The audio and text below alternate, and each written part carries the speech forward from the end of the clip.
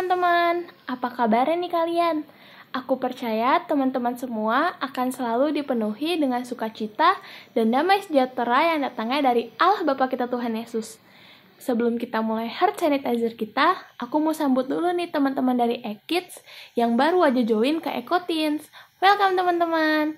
Aku yakin kalau kita sama-sama beribadah di Eko dengan hati yang sungguh-sungguh, Tuhan akan berbicara kepada kita di setiap minggunya. Dan pastinya akan selalu memberikan kita hati yang baru, kekuatan yang baru, dan pastinya pengharapan yang baru juga. Minggu ini kita akan kembali sama-sama menyembah Tuhan lagi, dan pastinya kita akan belajar bagaimana sih supaya kita bisa harmoni dengan lingkungan kita. Walaupun kita berbeda-beda, tetapi kita tetap satu loh, dan tujuan kita tetap sama. Jadi kita harus sama-sama menggapainya. Jadi, yuk kita sama-sama siapkan hati kita, pikiran kita sama-sama masuk ke hadirat Tuhan. God bless!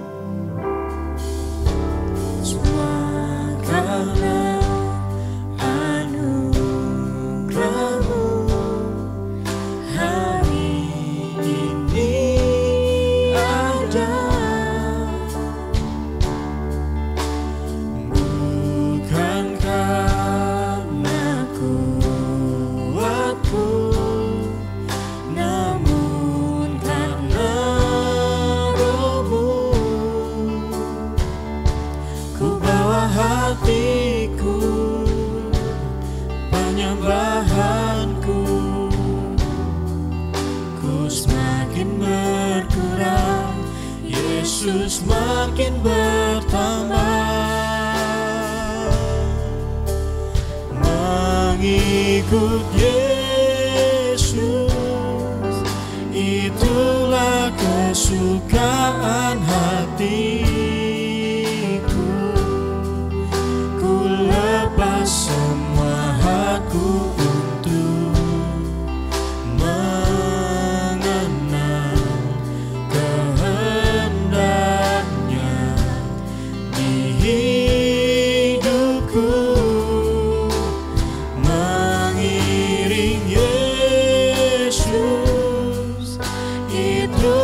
kekuatan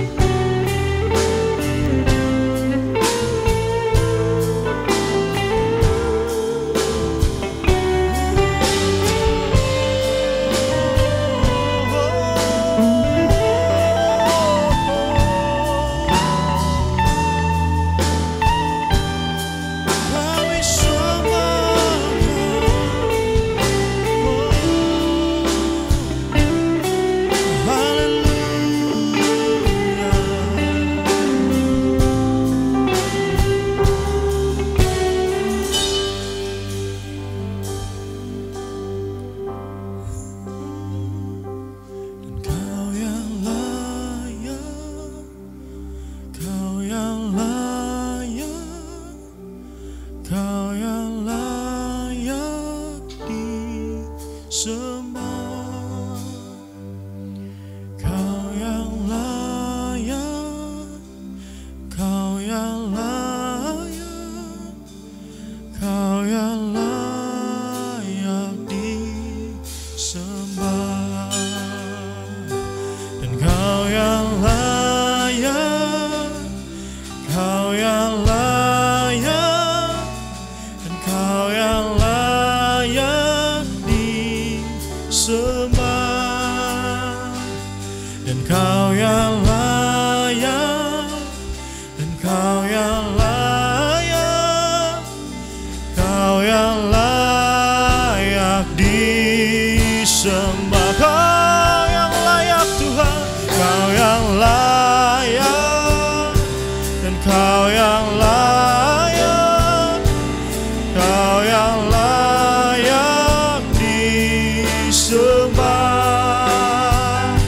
Dan Kau yang layak, dan Kau yang layak Tuhan, Kau yang layak disembah. Kau yang layak, dan Kau yang layak, Kau yang layak, Kau yang layak disembah.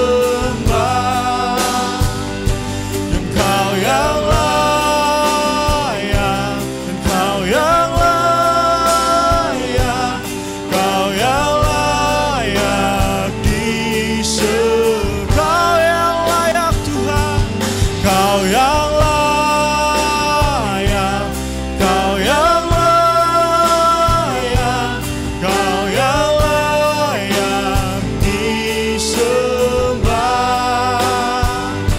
Dan Kau yang layak, dan Kau yang layak Tuhan, Kau yang layak disembah. Dan Kau yang layak, dan Kau yang layak, dan Kau yang layak disembah. Oh, Kau yang layak, dan Kau yang layak, Kau yang layak disembah. Kau yang layak Tuhan, Kau yang layak, dan Kau yang layak Tuhan, Kau yang layak disembah. Oh, Kau yang layak ditinggikan. Oh, haleluya. Kau yang layak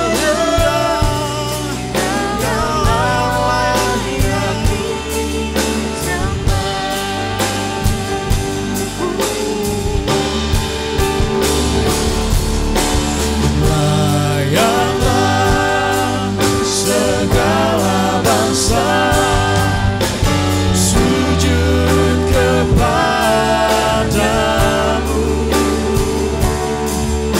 Dan sebab Kau Allah yang kudus, layak disembah. Layaklah segala bangsa sujud kepadamu.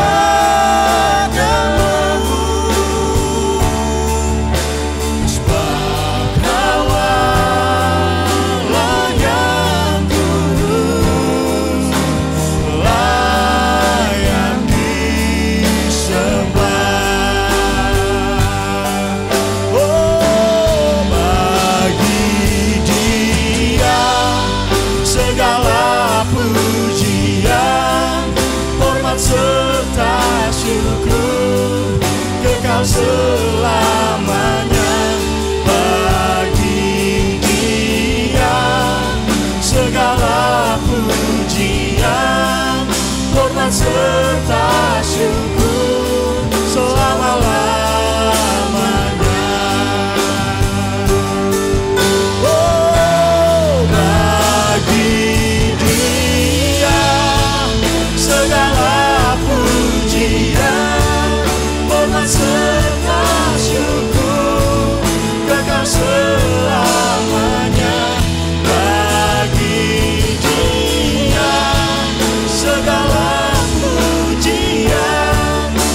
serta syukur selama-lamanya. Selama-lamanya. Selama-lamanya.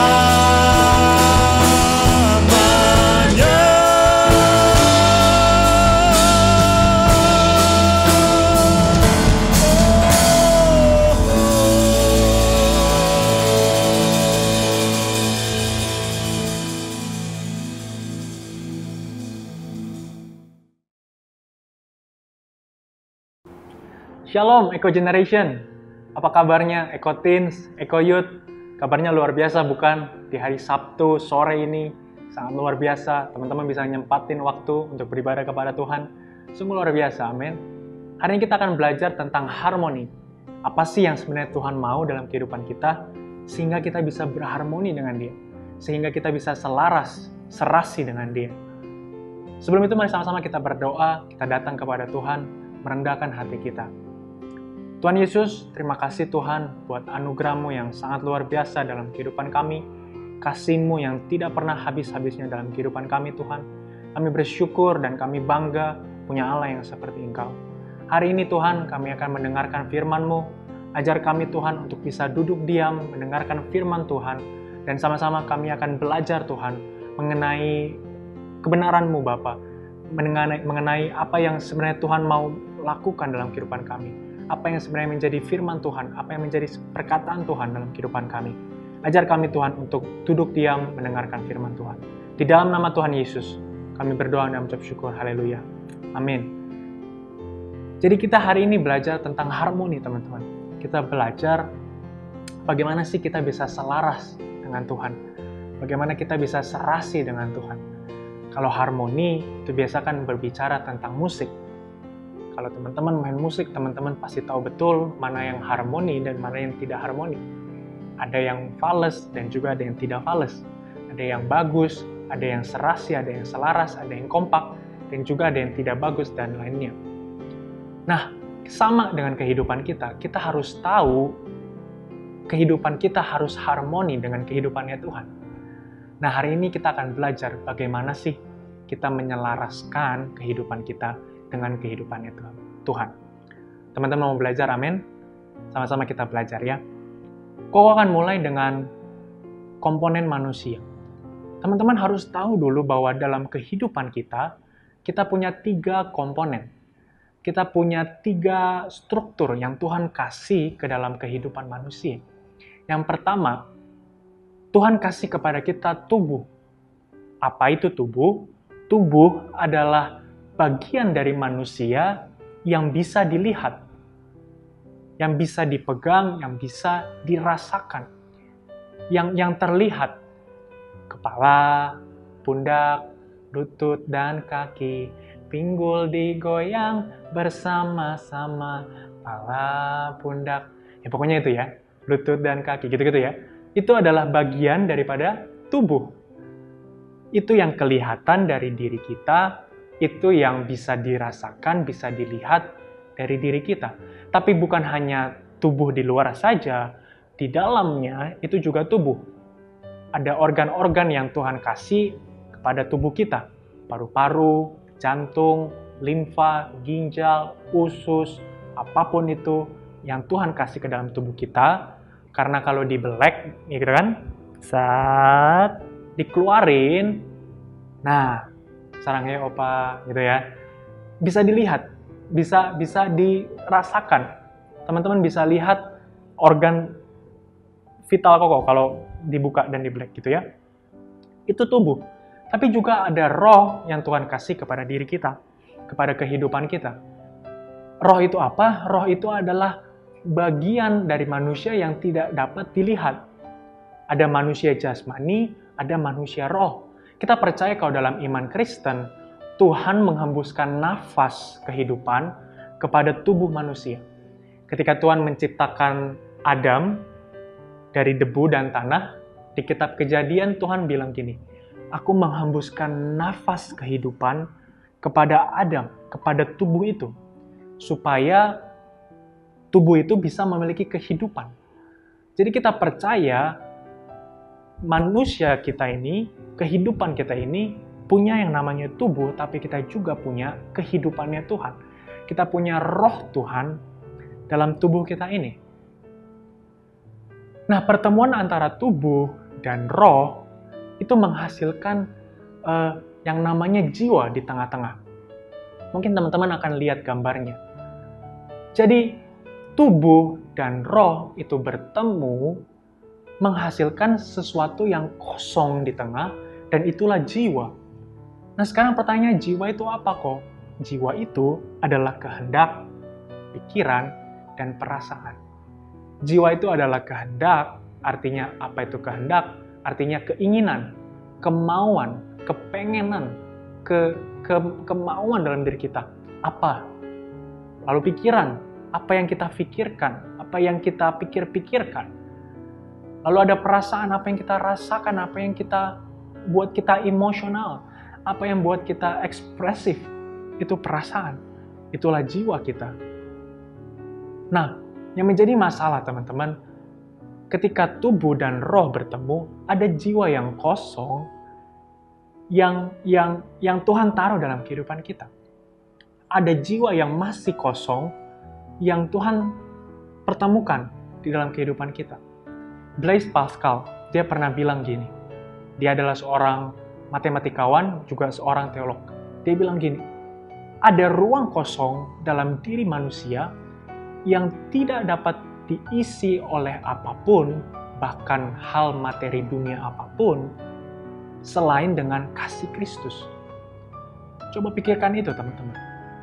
Ada ruang kosong yang Tuhan bikin dalam hidup kita yang hanya bisa diisi oleh kasih Kristus. Jiwa kita yang kosong itu, pikiran kita, kehendak kita, perasaan kita, hanya bisa diisi oleh kasih Kristus.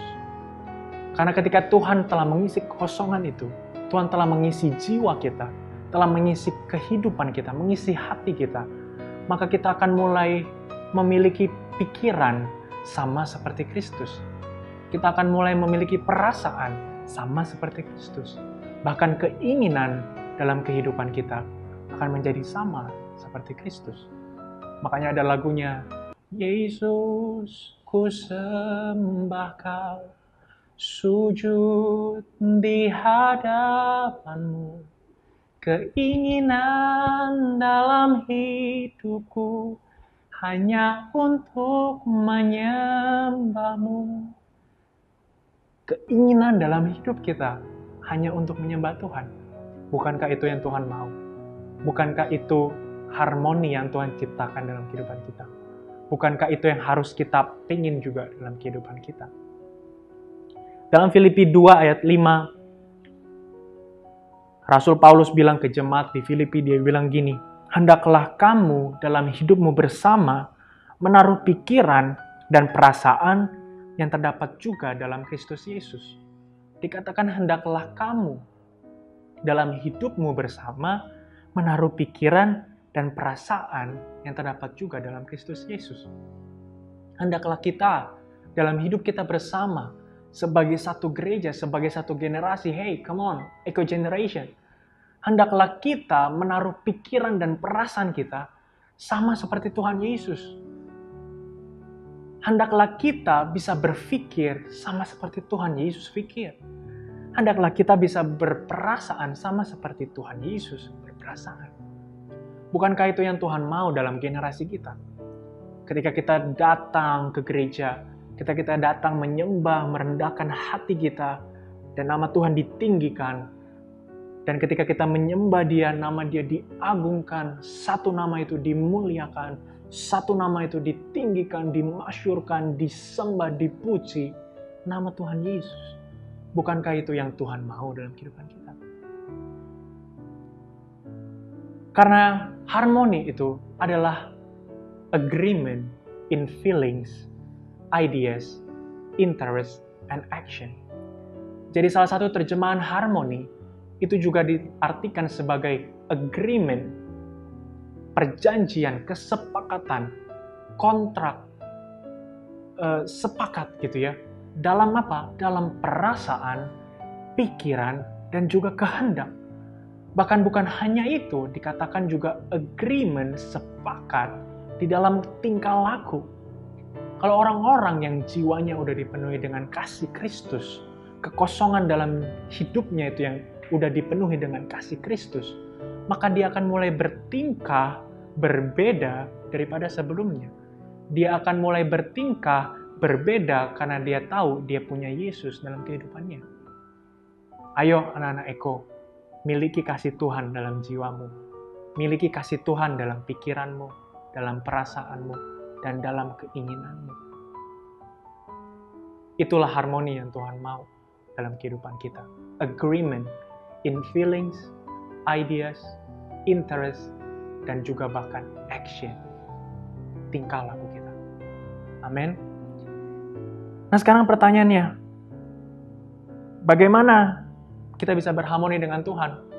Apa sih yang sebenarnya Tuhan mau dalam kehidupan kita? Bagaimana kok caranya kita bisa selaras dengan Tuhan, pikiran kita sama dengan pikirannya Tuhan, perasaan kita sama dengan perasaannya Tuhan? Bagaimana caranya? Sama-sama mau belajar hari ini, amin. Sama-sama mau mendengarkan firman Tuhan, amin. Yang pertama, kita harus tahu gambaran besar dalam kehidupan kita. Bagaimana kita bisa harmoni? Yang pertama, we have to know your bigger picture. Apa yang menjadi gambaran besar dalam kehidupanmu? Apa yang menjadi mimpimu? Apa yang menjadi cita-cita dalam kehidupanmu? Apa yang menjadi tujuan Tuhan dalam kehidupanmu? Ada pertanyaan yang bagus dari HRD yang suka ditanyakan kepada karyawan baru yang kalau mau kerja gitu ya. Ditanya, apa yang kau lihat dari dalam dirimu 5 tahun ke depan? What do you see yourself in 5 years? Coba pikirkan pertanyaan itu, teman-teman. Apa yang kau lihat dari dalam dirimu selama 5 tahun ke depan? What do you see yourself in 5 years? Mungkin hari ini kau masih sekolah SMP, dan kau bilang, aduh kok masa depan mah tenang aja dah, udah ada yang ngatur. Oh iya, udah ada yang ngatur. Tapi jangan lupa ada plan-plan yang harus kita atur sedemikian rupa sehingga sesuai dengan rencana Tuhan. Oh tenang aja kok, aku nih masih muda lah, santuy, square living. Oh jelas, santuy dan square living. Tapi ingat, ada kehidupan yang Tuhan percayakan ke dalam kehidupan kita. What do you see yourself in 5 years? Apa yang kau lihat dari dalam dirimu 5 tahun ke depan? Mungkin itu kuliah, mungkin itu kerja, mungkin itu bisnis atau usaha, mungkin itu cita-citamu dari kecil, dari lahir. Come on, mulai pikirkan tentang itu. Mulai selaraskan itu, mulai pikirkan itu, sehingga apa? Sehingga engkau tahu apa yang menjadi besar dalam kehidupanmu. Apa yang menjadi luar biasa dalam kehidupanmu. Dan Tuhan juga akan menyatakan sendiri kepadamu apa yang menjadi keinginan Dia, apa yang menjadi pikiran Dia, apa yang menjadi perasaan Dia di dalam gambaran besar kehidupanmu. Ada ayatnya. Dalam Kejadian 45 ayat 5, dia bilang gini, tetapi sekarang janganlah bersusah hati dan janganlah menyesali diri karena kamu menjual aku ke sini. Sebab untuk memelihara kehidupanlah Allah menyuruh aku mendahului kamu. Ini ayat adalah perkataan Yusuf kepada saudara-saudaranya. Dia bilang, udah, jangan bersusah hati, jangan menyesali diri karena kamu menjual aku ke tanah Mesir. Coba pikirkan ini teman-teman. Ini perkataan yang sangat luar biasa. Ketika kita tahulah kisah Yusuf, ketika dia harus dijual ke tanah Mesir oleh saudara-saudaranya, dan bahkan bukan hanya dijual, dia harus hampir dibunuh, dibuang ke sumur oleh saudara-saudaranya, dan bahkan direka-rekakan yang jahat, bajunya dilumuri dengan darah, dan saudaranya bawa pulang itu, kasih tahu ke papanya bahwa Yusuf telah mati, direka-rekakan yang jahat kepada dia, bahkan akhirnya dia harus dijual ke tanah Mesir, menjadi budak di tanah Mesir. Dan ketika dia menjadi budak di tanah Mesir juga, dia harus mengalami proses Tuhan yang luar biasa. Dia difitnah, dicaci, direka-rekakan yang jahat, dibilang bahwa dia akan memperkosa majikannya itu, Tante Potifar itu. Dia direkan yang jahat oleh majikannya sendiri, sehingga dia harus dipenjara juga, hidupnya menderita dan segala macamnya. Tapi coba pikirkan perkataan Yusuf ini. Ketika dia bilang, udah gak usah nyesel, gak usah bersusah hati, gak usah nyesel kamu tuh kirim aku ke tanah Mesir ini. Sebab untuk memelihara kehidupan lah Allah mengirim aku ke sini. Ini perkataan yang sangat luar biasa. Ini perkataan yang sangat powerful. Pikiran macam apa yang Yusuf punya coba? Perasaan macam apa yang Yusuf punya? Bukankah itu pikiran dan perasaan Yesus? Bukankah itu yang Tuhan mau dalam kehidupan kita? Ketika kita udah tahu yang menjadi mimpi kita, ketika kita udah tahu yang menjadi tujuan Tuhan dalam kehidupan kita akan mulai berpikir apa yang menjadi pikirannya Tuhan, dan mulai akan berperasaan apa yang menjadi perasaannya Tuhan. Yusuf dikasih mimpikan sama Tuhan, kamu akan menjadi raja, kamu akan menjadi orang yang hebat. Hari ini Koko juga mau bilang kepada teman-teman semua, kamu akan menjadi seorang yang hebat, kamu akan menjadi seorang yang luar biasa, kamu akan dipakai Tuhan secara luar biasa. 5 tahun ke depan, Tuhan akan promosi engkau naik, Tuhan akan angkat engkau naik dan tidak turun, menjadi kepala dan bukan ekor. Ada amin? Amin. Karena itulah yang Tuhan mau dalam kehidupan kita. Ketika kita tahu gambaran besar kehidupan kita akan mulai berpikir, berperasaan, berkehendak sama seperti Tuhan. Yang kedua, bagaimana kita bisa harmoni dalam kehidupan kita? Bagaimana kita bisa selaras dengan kehidupannya Tuhan? Setelah kita tahu gambaran besar dalam kehidupan kita, we know our big picture. Yang kedua, kita tahu prioritas kita. Know your priorities. Apa yang menjadi prioritasmu sekarang? Apa yang menjadi tanggung jawabmu sekarang? Apa yang menjadi kewajibanmu sekarang? Mungkin kau di sekolah. Lakukan itu dengan setia dan tanggung jawab. Tugas-tugas, ulangan, PR-PR, apapun itu, lakukan dengan sungguh-sungguh. Lakukan itu seperti untuk Tuhan. Kolose 3:23. Lakukan itu supaya kita bisa memuliakan nama Tuhan. Prioritaskan itu. Prioritaskan sekolahmu ketimbang dengan kehidupan-kehidupan yang mungkin menyanyiakan, atau mungkin kehidupan-kehidupan yang tidak sesuai dengan kehidupannya Tuhan. Prioritaskan yang menjadi prioritasnya Tuhan. Tanggung jawab yang menjadi kewajiban dalam kehidupanmu. Yohanes 4:34 bilang gini, kata Yesus kepada mereka, makananku ialah melakukan kehendak Dia yang mengutus aku dan menyelesaikan pekerjaannya. Yesus bilang kepada murid-muridnya, makananku, kebutuhanku, itu untuk melakukan kehendak Bapa di sorga.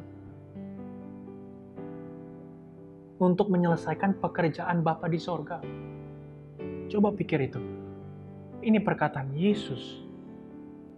Dan kalau kita disuruh untuk berpikir, berperasaan sama seperti Yesus, seharusnya kita sebagai anak-anak Tuhan, sebagai pengikut Tuhan, sebagai murid-murid Tuhan zaman sekarang, kita juga harus ngerti bahwa yang sebenarnya yang Tuhan mau dalam kehidupan kita.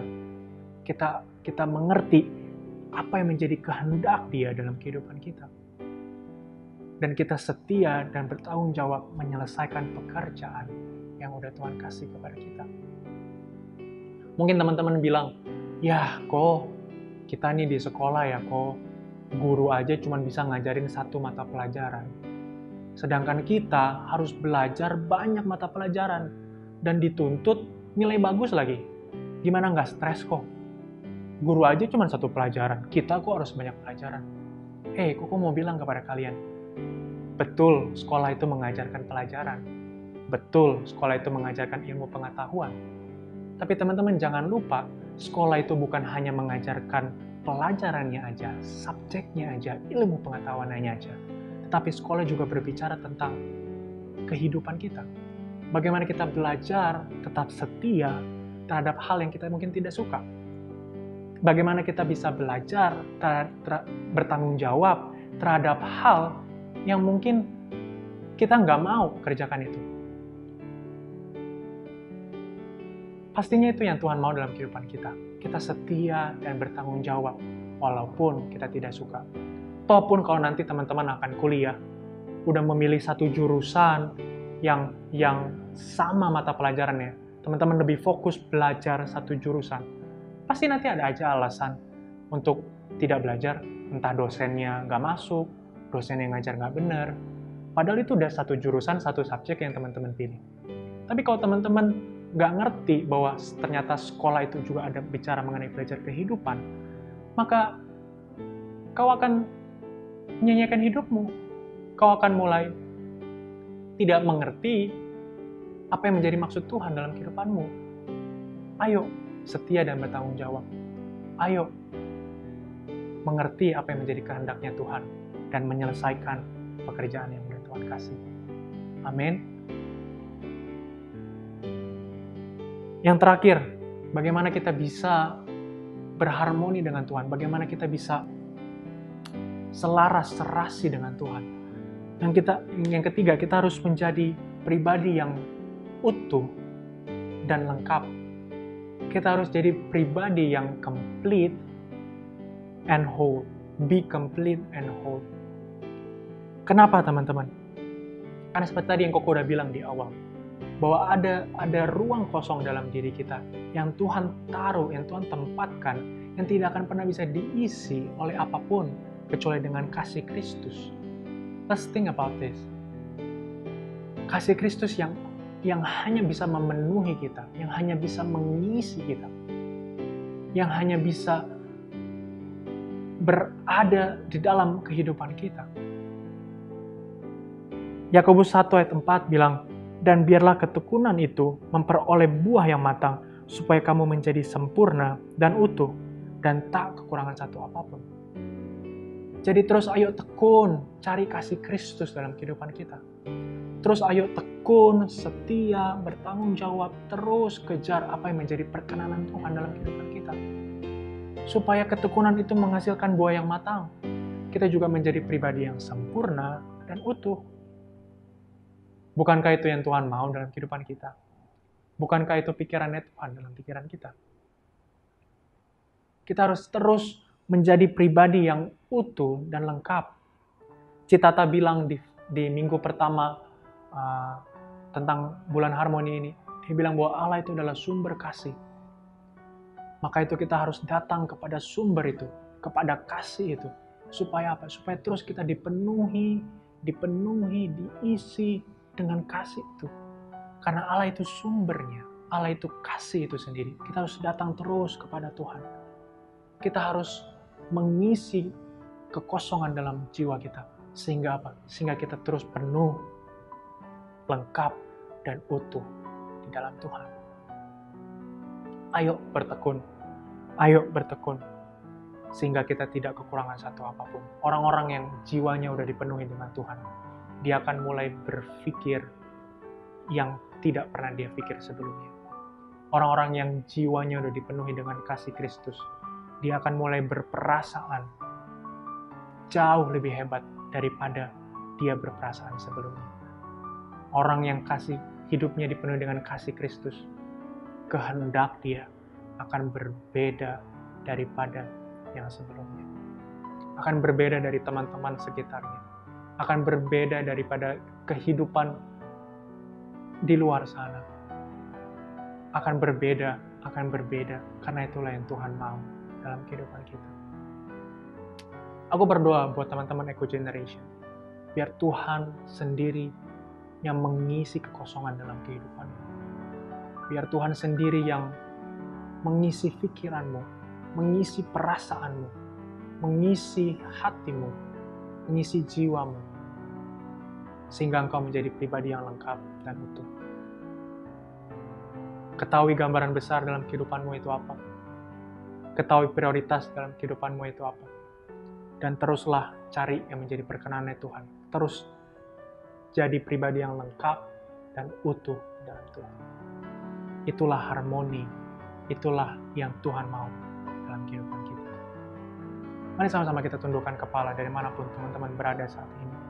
Kita mau rendahkan hati kita datang kepada Tuhan. Oh haleluya, haleluya. Oh haleluya, haleluya. Tuhan Yesus, aku berdoa Tuhan, untuk anak-anak Eco Generation dari manapun mereka berada, Bapak. Oh Tuhan, aku berdoa Tuhan atas kehidupan mereka. Biar Tuhan sendiri yang mengisi kehidupan mereka. Tuhan mengisi hati-Mu Tuhan dalam hati mereka. Tuhan mengisi pikiran-Mu Tuhan dalam pikiran mereka. Sehingga mereka menjadi pribadi yang utuh dan lengkap di dalam Engkau Tuhan. Mereka menjadi pribadi-pribadi terus yang bergantung kepada Tuhan. Mereka terus menjadi pribadi-pribadi yang mencari Engkau daripada segalanya Bapa. Mereka terus mengutamakan Engkau. Mereka terus memprioritaskan Engkau dalam kehidupan mereka Bapa. Karena mereka tahu Tuhan, itulah gambaran besar dalam kehidupan mereka. Itulah yang Tuhan mau lakukan dalam kehidupan mereka. Itulah yang menjadi pikirannya Tuhan dalam kehidupan mereka.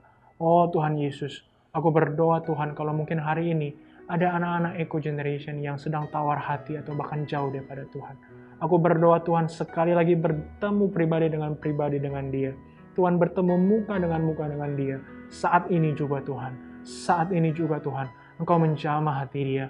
Engkau bertemu dengan dia, Engkau berjumpa dengan dia Tuhan, mengisi kembali kekosongan yang ada dalam hatinya, mengisi kembali kekosongan yang ada dalam jiwanya, supaya mereka tahu Tuhan, siapa yang menjadi penguasa dalam kehidupan mereka. Juru selamat hanya Tuhan Yesus Kristus. Penguasa, juru selamat hanya Tuhan Yesus Kristus. Di dalam nama Tuhan Yesus, aku berdoa dan mengucap syukur kepadamu Tuhan. Haleluya. Amin. Luar biasa teman-teman. Puji Tuhan. Teman-teman, minggu depan kita ada creative service yang akan dilaksanakan oleh Eko. Ya, sama-sama kita mau sekali lagi datang kepada Tuhan. Kita mau sama-sama beribadah secara kreatif. Dan kita udah mempersiapkan sesuatu yang terbaik buat teman-teman semua. Terus pantau IG kita, Instagram kita, @ecogeneration. Karena dari situ juga kita punya banyak informasi dan Eco Daily. Apa itu Eco Daily? Eco Daily adalah renungan-renungan harian yang diupload terus setiap hari dari Senin sampai Jumat yang sama-sama akan menguatkan setiap kita. Amin. Kalau teman-teman yang belum join EF. Kalau buat teman-teman yang bingung mau join EF mana, setelah saya ngomong akan ada jadwal-jadwal EF yang akan ditayangkan di layar. Terima kasih teman-teman. Shalom. God bless you.